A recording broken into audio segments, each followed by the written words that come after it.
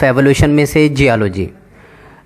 Darwin जो था उसने अपने समुद्री सफ़र के दौरान एक साइंटिस्ट चार्ल्स लाइल उसकी एक बुक पढ़ी जिसका टाइटल था प्रिंसिपल ऑफ जियोलॉजी। अब इस बुक के अंदर जो लाइल जो था उन्होंने एक और साइंटिस्ट जेम्स हटन के आइडियाज़ को डेवलप करते हुए एक थ्योरी बनाई जिसका नाम था यूनिफॉर्मिटेरियनिज़म। अब इस थ्योरी के मुताबिक कि जो अर्थ की मौजूदा शेप है वो forces of wind, rain, river, volcanoes और जियोलॉजिकल अपलिफ्ट की वजह से है, और जैसी ये आज से हज़ारों साल पहले डेवलप हुई थी आज भी उसी मौजूदा शक्ल के अंदर मौजूद है। इसके अंदर कोई भी चेंजिंग नहीं आई। अब ये बुक ऐसी थी कि इसको पढ़ने के बाद डार्विन के जो माइंड के अंदर टू आइडियाज़ डेवलप हुए। फर्स्ट ये था कि अर्थ जो है वो 6000 साल से ज़्यादा पुरानी है, और दूसरा ये कि अगर अर्थ की जो मौजूदा शेप है अगर वो ग्रेजुअल चेंजेस के बाद ही डेवलप हुई है तो उसके ऊपर रहने वाले जो लिविंग ऑर्गेनिज्म थे उनकी शेप भी चेंज हुई होगी वक्त के साथ साथ। अब जो सेकंड एविडेंस है वो है फॉसिल एविडेंस।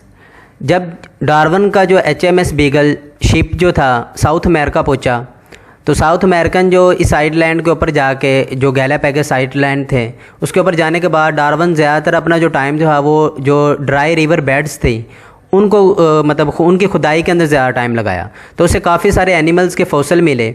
जैसे एक एनिमल्स का नाम था हिप्पोपोटामस लाइक एनिमल जिसको उसने नेम दिया टोक्सोडोन्स, उनके फॉसिल मिले उसको, और उसके साथ साथ उसको हॉर्स लाइक एनिमल थॉथेरियम के जो थे उसे भी फॉसिल मिले।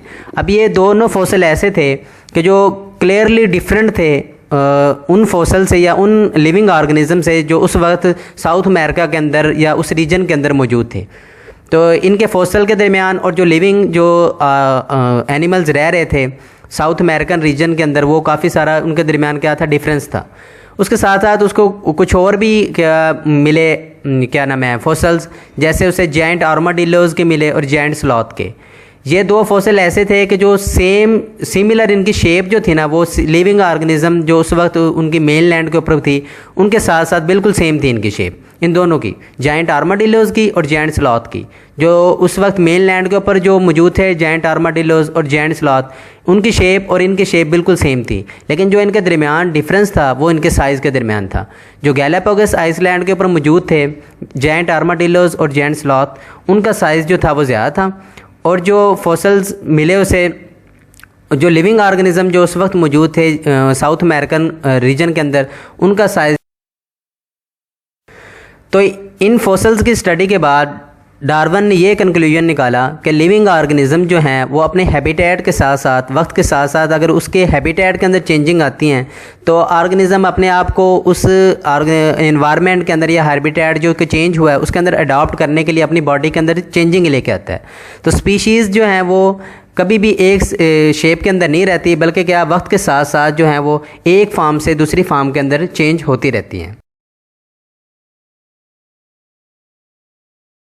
जब डार्विन का जो शिप था वो मूव करता हुआ गैलापागोस आइलैंड के ऊपर पहुंचा। अब इस आइलैंड का नाम जो था वो गैलापागोस क्यों था, क्योंकि इसके ऊपर लार्ज टॉर्टाइज मौजूद थे। अब इन टॉर्टाइज की वजह से इस आइलैंड का नाम जो था वो गैलापागोस आइलैंड दिया गया। अब जो इसके ऊपर टॉर्टाइज थे उनके दरमियान और जो मेन लैंड के ऊपर जो टॉर्टाइज पाए जाते थे साउथ अमेरिका के अंदर 3 डिफरेंस थे।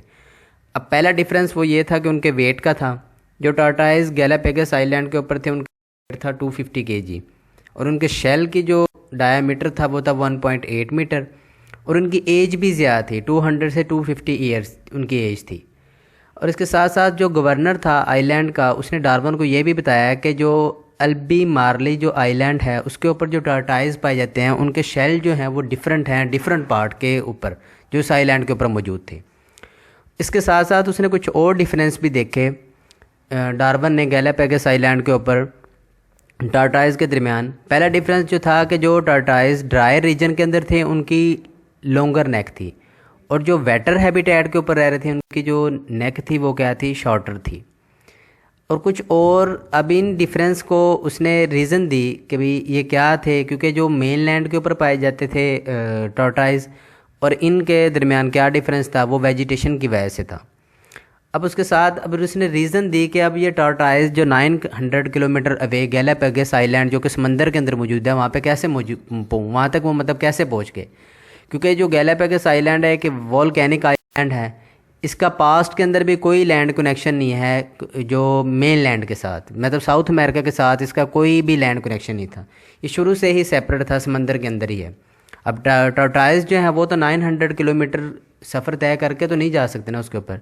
तो उसने रीज़न दी, हाइपोथेसिस दिया, वो ये था कि मैट ऑफ वेजिटेशन, जैसा कि स्टॉर्म वगैरह जब कोई सैलाब वगैरह आते हैं तो उसके अंदर जो रिवर का जो बैंक होता है उससे बड़ा सारा एक मिट्टी का जो क्या नाम है टुकड़ा, जिसे हम तोदा कहते हैं, मैट ऑफ वेजिटेशन, जिसके ऊपर तमाम किस्म की वेजिटेशन मौजूद होती हैं, वो अलग हुआ। अलग होने के बाद वो तैरता हुआ क्या 900 किलोमीटर इस समंदर के अंदर वो इस गैलापेगस आइलैंड के ऊपर आ गया। अब जो मैट ऑफ वेजिटेशन, जो बड़ा सारा तोदा या जिसको हम कहते हैं टुकड़ा लैंड का, जो सेपरेट होकर रिवर से समंदर के अंदर तैरता हुआ 900 किलोमीटर अवे आया गैलापेगस आइलैंड के ऊपर, तो उसके ऊपर जितनी भी फाना और फ्लोरा था वो भी क्या इसके ऊपर आ गया, क्या नाम है, गैलापेगस आइलैंड के ऊपर, ठीक है, मेन लैंड से। तो इस तरह से वो जो टॉर्टॉइस जो थे, अब जब आए इस आइलैंड के ऊपर तो उनके लिए कोई भी प्रीडेटर उधर अवेलेबल नहीं था, इसलिए उनकी क्या हुआ, ग्रेजुअली वो इंक्रीज इन नंबर हो गए। जब उनको कोई प्रीडेटर नहीं था, उनको किसी भी किस्म का कोई ख़तरा नहीं था, तो उनकी तादाद बढ़ने लगी। अब उसने डार्विन ने रीज़न दी कि ये भी एक्सप्लेन किया कि जो ड्राई रीजन के अंदर जो थे टर्टाइज उस आइलैंड के ऊपर, उनकी जो नेक जो थी वो क्या थी, लॉन्गर थी। और क्योंकि जो ड्राई रीजन के ऊपर वेजिटेशन जो थी वो बहुत ज़्यादा क्या थी, शॉर्टर थी, लो थी, इसलिए उनको अपनी फूड लेने के लिए अपनी नेक को बहुत ज़्यादा स्ट्रेच करना पड़ता था। इसलिए वो जनरेशन टू जनरेशन उनके क्या हो गया, लॉन्गर नेक डिवेलप होगी। उसके साथ साथ जो मॉइस्ट रीजन के अंदर थे उनकी शॉर्टर जो थी नेक थी। उसकी रीज़न उसने ये दी क्योंकि मॉइस्ट रीजन जो था या वेटर हैबिटेट, उधर वेजिटेशन का साइज़ ज़्यादा था। इस वजह से जो टर्टाइज को थे अपनी फूड हासिल करने के लिए अपनी नेक को ज़्यादा स्ट्रेच नहीं करना पड़ता था, तो इसलिए उनकी जो जनरेशन क्या हुआ, उनकी नेक जो थी वो शॉर्टर ही रही। ये डायग्राम में आप देख भी सकते हैं कि ये जो शॉर्टर जो हैं, क्या नाम है, जिनकी नेक थी, ये किसके हैं, ये जहाँ पे वेजिटेशन क्या थी, वेटर हैबिटेट, जहाँ पे वेजिटेशन ज़्यादा थी। अब वो टॉर्टॉइस जिनकी क्या थी, नेक की लेंथ ज़्यादा थी, अब वो किधर रह रहे हैं, वो उस जगह के ऊपर जहाँ पे क्या था, ड्रायर लैंड मौजूद थी। उसके साथ साथ डार्विन ने सिर्फ टॉर्टॉइस को ही नहीं देखा, बल्कि उसने स्पैरो लाइक बर्ड, जिसको हम फिंचेस कहते हैं, उसने उनको भी देखा। डार्विन ने कहा कि जो गैलापेगस आइलैंड के ऊपर जो फिंचेस मौजूद हैं, असल में ये सिमिलैरिटी इनकी क्या है, इनका जो मतलब कॉमन इंसेस्टर जो इनके हैं वो किधर हैं, वो मेन लैंड साउथ अमेरिका के अंदर मौजूद हैं। अब कुछ जो थी, जो इसके ऊपर पाई जा रही थी गैलापेगस आइलैंड के ऊपर जितनी भी फिंचेस थी, उनके जो ये डिसेंडेंट थी किसकी, साउथ अमेरिकन रीजन के अंदर जो पाई जाती थी फिंचेस, उधर से कुछ फिंचेस जो थी वो मूव करके किधर आ गई, गैलापेगस आइलैंड के ऊपर आ गई। अब जब वो शुरू में आई तो वो डिफरेंट हैबिटेट को क्या करती थी, ऑक्यूपाई करती थी।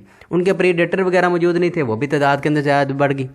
लेकिन जो इंसेस्ट्रल जो आई थी finches main land south America से मूव इधर गैलापेगस आइलैंड के ऊपर, वो सीड ईटर थी।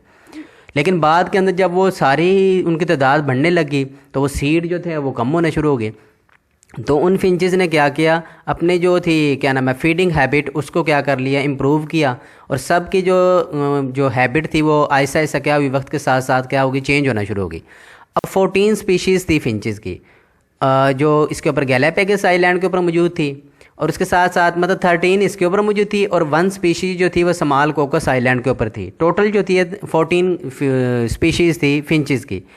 अब इनके दरमियान डिफरेंस जो था वो सिर्फ इनकी क्या डाइटरी हैबिट की वजह से था, क्योंकि जो फिंचेस थी उन्होंने वक्त के साथ साथ क्या किया, अपनी डाइट को इम्प्रूव किया, डिफरेंट किया। जब उनकी डाइट डिफरेंट हुई तो उनकी जो क्या नाम है बीक का साइज़ जो था वो डिफरेंट हो गया। उनकी डाइटरी डिफरेंस जो था उनके बीक के साइज़ से ही डार्विन ने क्या किया, पता चलाया कि उनकी जो बीक कुछ जो थी इंसेक्ट ईटर थी, कुछ सीड ईटर थी। उन तमाम के तमाम जो 14 टाइप की जो फिंचेस थी उनकी जो बीक थी वो डिफरेंट टाइप्स की थी। तो ये तमाम के तमाम उनके दरमियान जो डिफरेंस था उनकी बीक के दरमियान, उनकी चूंच के दरमियान, वो किसकी वजह से था, उनकी डाइटरी हैबिट की वजह से था। क्योंकि कुछ सीड ईटर थे और कुछ इंसेक्ट ईटर थे, कुछ नेक्टर को चूसती थी, रस वगैरह को चूसती थी। तो उसने कहा कि वक्त के साथ साथ, तो इसको डार्विन ने एग्जांपल दी एडाप्टिव रेडिएशन की। मतलब क्या कि जो इंसेस्ट्रल जो होते हैं स्पीशीज़, उससे चेंज होके ऑर्गेनिज्म कोई नई स्पीशी के अंदर चेंज हो जाए ड्यू टू किसकी वजह से, ओपनिंग ऑफ न्यू हैबिटेट। जैसे कि वो जो शुरू में आई थी फिंचेस, वो क्या थी, सीड ईटर थी, लेकिन वक्त के साथ साथ जब उनको हैबिटेट उनका चेंज हुआ, उनको सीड ज़्यादा अवेलेबल नहीं थे, तो कुछ ने इंसेक्ट को खाना शुरू कर दिया।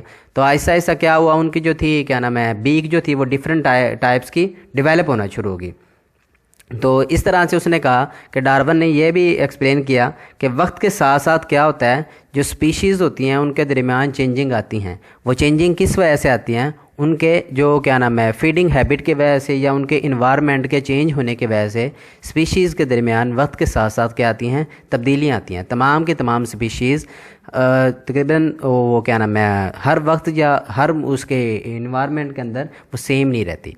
अभी आप डायग्राम में देख भी सकते हैं कि कुछ फिंचेस की जो थी बीक जो थी वो लार्ज साइज़ की है, कुछ की ये देखें शॉर्ट साइज़ की है, कुछ की बहुत ज़्यादा है। क्यों? क्योंकि कुछ इंसेक्टेड थी, कुछ सीड ईटेड थी। अब तमाम के तमाम जो थी वो क्या थी, वो उनकी जो क्या नाम है बीक जो थी उसका साइज़ उनकी क्या नाम है फीडिंग हैबिट की वजह से था। तो स्टूडेंट ये था आज का हमारा लेक्चर। नेक्स्ट लेक्चर के अंदर इंशाल्लाह हम इससे नेक्स्ट टॉपिक को डिस्कस करेंगे।